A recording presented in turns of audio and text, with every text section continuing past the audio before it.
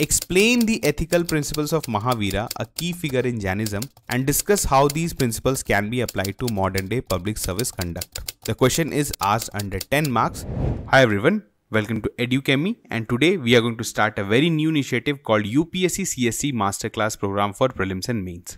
ये बिल्कुल free initiative होगा आपके लिए और ये इनिशिएटिव को हमने स्टार्ट किया है कि आप अपने यूपीएससी प्रिपरेशन को डेली ट्रैक कर सकें और ये देख सकें कि आप किस डायरेक्शन में जा रहे हैं। इसके अंदर we will cover some prelims related question जो काफी एग्जाम रेलिवेंट रहेगा और इसके अलावा हमारे जो मेंस इनिशिएटिव है उसमें हम लोग डेली आपको एक क्वेश्चन दिया करेंगे जिसको आपको समझना है और उसके बाद आपको उसको अटेम्प्ट करना है, उसका आंसर लिखिए और जो है आप उस आंसर को सबमिट कर सकते हैं जिसको इवैल्यूएट किया जाएगा by our dedicated mentors. Now today we are going to answer a question that is related to general studies paper 4, basically ethics, and first of all we are going to read out the question for you, then we will discuss about the requirements of the question, we will give you an outline of the answer, but the actual answer will be written by you. You need to answer the question on your own and you can submit that answer on our portal and it will be evaluated by our dedicated mentors. Now let's start without wasting any time. The question is, explain the ethical principles of Mahavira, a key figure in Jainism, and discuss how these principles can be applied to modern day public service conduct. The question is asked under 10 marks. So you need to answer it in 150 words. Keep in mind the word limit. इसको मैं एक बार आपको अच्छे से समझा देता हूँ। यहाँ पर आपको क्वेश्चन पूछा गया है and this question is related to general studies 4 और हम लोग देखेंगे कि how this question is strictly based on syllabus as we have already seen the questions that are asked in mains are strictly based on syllabus given by UPSC. आपको बताना है ethical principles of Mahavira, उसके बारे में कुछ बताना है, explain करना है, जो कि एक की फिगर थे इन जैनिज्म, और आपको ये डिस्कस करना है कि how this principle can be applied to modern day public service conduct. इन्हीं प्रिंसिपल्स को हम लोग modern day public service conduct में कैसे यूज कर सकते हैं इसके बारे में डिस्कस करना है और आपको डिस्कस करना है। वर्ड लिमिट 150 वर्ड्स है। पहले हम लोग देखते हैं कि ये जो क्वेश्चन पूछा गया ये किस पार्ट ऑफ द सिलेबस से पूछा गया। अगर आप देखेंगे जनरल स्टडीज एथिक्स का अगर आप सिलेबस देखेंगे तो वहां पर एक टॉपिक दिया हुआ है human values lessons from the lives and teachings of great leaders. Now great leaders जो है वो रिलीजियस लीडर्स भी थे, फिलोसफर्स थे बहुत सारे, इवन फ्रीडम फाइटर्स थे, तो उनके द्वारा बहुत सारा वैल्यूज बताया गया। तो जैसे बुद्धिज्म पे रिलेटेड आपको बहुत क्वेश्चन एथिक्स में देखने को मिलेगा, जैनिज्म से भी रिलेटेड आपको काफी क्वेश्चन देखने को मिलेगा। जैनिज्म में अगर कोई पर्टिकुलर गुरु रहे हैं उस पर बेस भी आपसे क्वेश्चन पूछा जा सकता है, जैसे यहाँ पर महावीरा से पूछा गया। तो ये सारे इन चीजों को आप बोलिएगा कि सर ये एथिक्स में पूछा जा रहा है। ऑब्वियसली अगर आपने महावीरा और जैनिज्म के बारे में बहुत ज्यादा हाई प्रोबेबिलिटी कि आपने हिस्ट्री में पढ़ा होगा, यू मस्ट हैव रेड इन जो है हिस्ट्री आर्ट एंड कल्चर में आपने जैनिज्म के बारे में पढ़ा होगा। लेकिन यहां पर आपको ध्यान देना है कि this question is asked in general studies 4 paper, basically in ethics. So you have to answer this question keeping in mind the ethical dimension. ऐसा नहीं है कि आप इसको एक हिस्ट्री के क्वेश्चन के जैसा आंसर कर दें, GS1 के जैसा, क्योंकि आपको यह पता होना चाहिए कि यूपीएससी में जो क्वेश्चंस जो पूछे जाते हैं, जो टॉपिक्स पे पूछे जाते हैं, ऑब्वियसली वो सिलेबस पर बेस्ड होता है, लेकिन बहुत सारा इंफॉर्मेशन जो है वो आपका इंटरलिंक्ड होता है with GS1 to GS2, GS2 to GS3 and GS3 to GS4।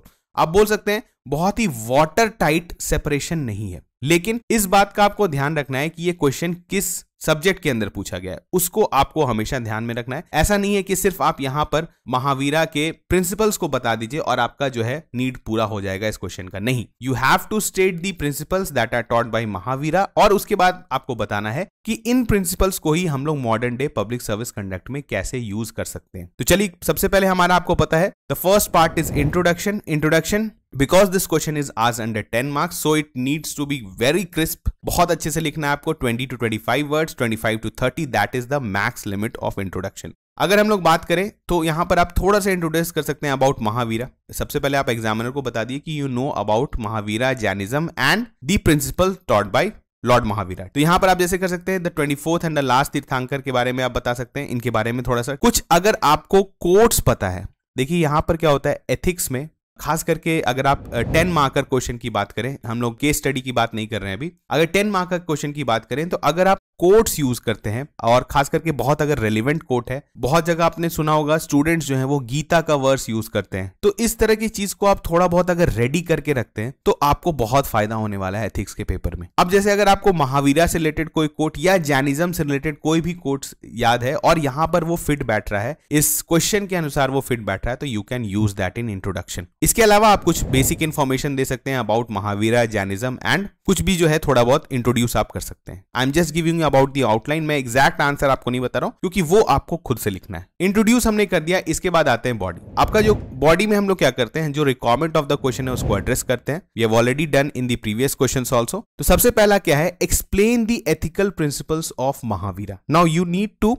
First state all the principles of Mahavira and then explain. आप बोल सकते हैं ना, एकदम ब्रीफली आपको एक्सप्लेन करना है, बहुत ज्यादा नहीं जाना है कि एक ट्रेड पर ही या एक प्रिंसिपल पर आप जो है 50 वर्ड्स लिख दे, नहीं, आपको बहुत ही कम जगह में प्रिसाइज यूज ऑफ वर्ड्स। मैं ऑलरेडी आपको बोल रखा हूं कि 10 मार्क्स का जब आपका क्वेश्चन रहता है तो आपको वर्ड्स पे बहुत ध्यान देना चाहिए। आप ऐसा नहीं है कि आपको कोई अगर बात बताना है तो आप बहुत उसी बात को बताने के लिए आप 10 वर्ड को यूज करते हैं। अगर वो उस बात को आप 2 या 3 वर्ड में बता सकते हैं और वो वर्ड बहुत प्रिसाइज है, इसी तरह से इसमें क्या होता है कि जैसे आप थोड़ा बहुत रीडिंग हैबिट डेवलप करते हैं, वोकैबुलरी डेवलप करते हैं, तो यहां पर जो है वो काफी ज्यादा आपको मददगार हो सकता है। बहुत डिफिकल्ट, बहुत टिपिकल वर्ड्स यूज नहीं करना है, लेकिन बट प्रिसाइज वर्ड्स यूज करना है। तो यहां पर चलिए हम लोग आते हैं। तो सबसे पहला हमारा है कि एक्सप्लेन करना है आपको एथिकल प्रिंसिपल्स। तो आप एथिकल प्रिंसिपल स्टेट कर सकते हैं। Again this information will come from your prelims knowledge of history. अगर आपने हिस्ट्री पढ़ा है तभी आपको पता होगा कि principles that are taught by Mahavira. तो यहां पर आप देखिए, ahimsa, non violence, satya, truthfulness, asteya, non stealing, brahmacharya, chastity and aparigraha के बारे में नॉन पोजेशन। तो यहां पर कुछ प्रिंसिपल्स हैं,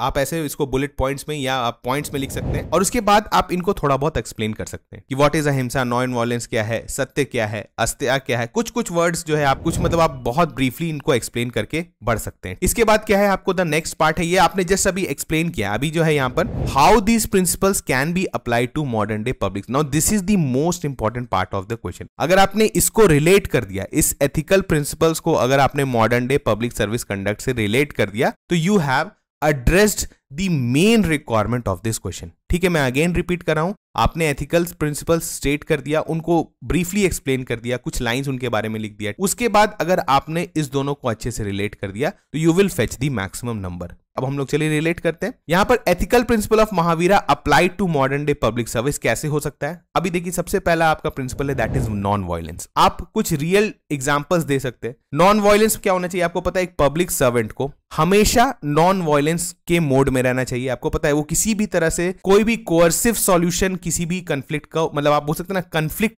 का सॉल्यूशन कंफ्लिक्ट से नहीं हो सकता है, वायलेंस का सॉल्यूशन वायलेंस से नहीं हो सकता है। तो आपको पता है पब्लिक सर्वेंट को भी हमेशा अपने कंडक्ट में एक नॉन वायलेंस का कैरेक्टर तो रखना ही चाहिए। आपको अगर इवन बहुत सारा ऐसा सिचुएशन होता है जहां पर काफी ज्यादा हीटेड सिचुएशन हो जाता है, ठीक है, आपने देखा होगा, अक्सर आपने मीडिया पे भी देखा होगा कि बहुत सारा ऐसा इवेंट हो जाता है जहां पे पब्लिक सर्वेंट और आप बोल सकते हैं पब्लिक या फिर public servant, between public servants भी ऐसा जो है सिनेरियो क्रिएट हो जाता है जो बहुत हीटेड सिनेरियो होता है। उस केस में भी पब्लिक सर्वेंट को रिस्ट्रेंट शो करना चाहिए, इमोशनल इंटेलिजेंस शो करना चाहिए। ये सारे चीज जो है आप बोल सकते हैं नॉन वायलेंस के अंदर आता है। That is ethical principles of Mahavira. अगर आपको यहाँ पे कोई प्रैक्टिकल एग्जांपल, कोई बहुत रीसेंट टाइम्स में अगर आपने न्यूज में देखा है कि किसी सिविल सर्वेंट ने ऐसा कुछ किया है कि बहुत हीटेड सिचुएशन में ही एक्टेड वेरी स्मार्टली और he showed the his high emotional intelligence, इस तरह का अगर कहीं पर भी कुछ प्रैक्टिकल एग्जांपल हुआ है किसी भी, अगर आपने कहीं पर भी देखा है तो यू कैन कोट दैट। ये बहुत ज्यादा आपको अच्छा मार्क्स यहां पर फेच करेगा कि अगर आपको यह प्रैक्टिकल एग्जांपल कोट करते हैं। इसके बाद हम लोग देखें नॉन अटैचमेंट। नॉन अटैचमेंट तो ऑब्वियसली पब्लिक सर्विस में होना ही चाहिए। नॉन अटैचमेंट मतलब किसी भी मटेरियल पोजीशन और डिजायर के पीछे जो है पब्लिक सर्वेंट को नहीं भागना चाहिए। आप इसमें बोल सकते हैं कि इस तरह से क्या हो सकता है, आपका करप्शन भी रुकेगा पूरे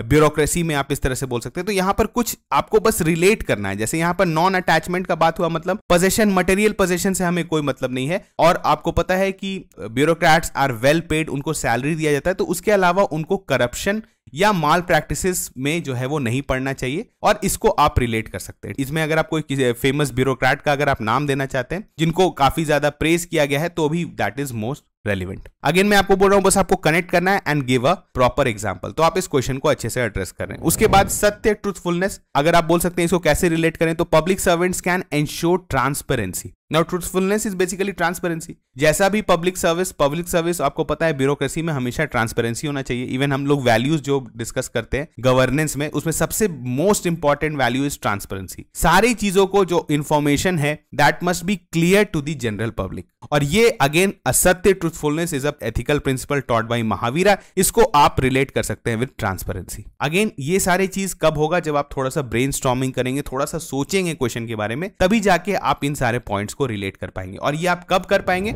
जब आप जितना ज्यादा आंसर लिखेंगे। अगर आपको इसी तरह का आंसर अगर बुद्धिज्म पे भी पूछा सकता था, तो आपको वहां पर भी जो प्रिंसिपल है उसको रिलेट करना पड़ेगा मॉडर्न डे पब्लिक सर्विस से। बस इसी तरह से अगर आप प्रैक्टिस करते रहेंगे तो you will develop a habit of answer writing. इसके बाद आप ब्रह्मचर्य की बात कर सकते हैं। ब्रह्मचर्य इन लिटरल सेंस आप नहीं बोल सकते, पर आप इस तरह से बोल सकते हैं, इसको रिलेट कर सकते हैं कि अवॉइड इंगेजिंग इन नेपोटिज्म। किसी भी तरह का फेवरेटिज्म जो है वो पब्लिक सर्विस में नहीं होना चाहिए। इसके अलावा भी जो बाकी जो प्रिंसिपल्स है उसको भी आप किसी तरह से रिलेट करने की कोशिश करिए। आपका एक आंसर होलिस्टिक बनेगा। आपने रिलेट कर दिया तो आपने इस क्वेश्चन का नीड को एड्रेस कर दिया। Now the end part is conclusion. Conclusion हमने कहा है कि हमेशा प्रोग्रेसिव होना चाहिए। आप कुछ ऐसा भी बोल सकते हैं कि एआरसी, जो हमारा एआरसी को भी आप कहीं पर जरूर कोट करिए, क्योंकि एआरसी इज वेरी इंपॉर्टेंट। और एआरसी का जो फाइंडिंग्स है इसको भी आप कहीं पर इस क्वेश्चन में कोट कर सकते हैं कि एआरसी में भी जो बहुत सारे प्रिंसिपल्स हैं जो सजेस्ट किए गए हैं दैट ओवरलैप्स विथ दी, आप बोल सकते हैं महावीरा प्रिंसिपल्स। इस तरह का कुछ आप एंडिंग कर सकते हैं। तो कंक्लूजन आपको अगेन ब्रीफ रखना है, प्रोग्रेसिव रखना है, और इस तरह से रखना है कि आपने पूरे क्वेश्चन को अच्छे से एड्रेस कर दिया। मतलब लास्ट में अगर मैं वो सेंटेंस पढ़ूं तो इस तरह से लगे कि हाँ ये अच्छा सा कंक्लूजन है। और बहुत जरूरी नहीं है कि आप बहुत अनोखा सा कंक्लूजन लिखिए, क्योंकि उतना टाइम आपके पास रहता नहीं है, लेकिन एक अच्छा सा कंक्लूजन लगे कि आपने पूरे क्वेश्चन को कंक्लूड कर दिया। तो यहां पर हमने डिस्कस किया, इस क्वेश्चन को आप अच्छे से लिखिए, इस क्वेश्चन को आप एक बार अच्छे से प्रैक्टिस करिए, एक बार सोचिए, पहले ब्रेनस्टॉर्म करिए, then write this question, attempt this question and then submit that in our portal. It will be evaluated by our dedicated mentors. So let's meet in the next class. तब तक thank you.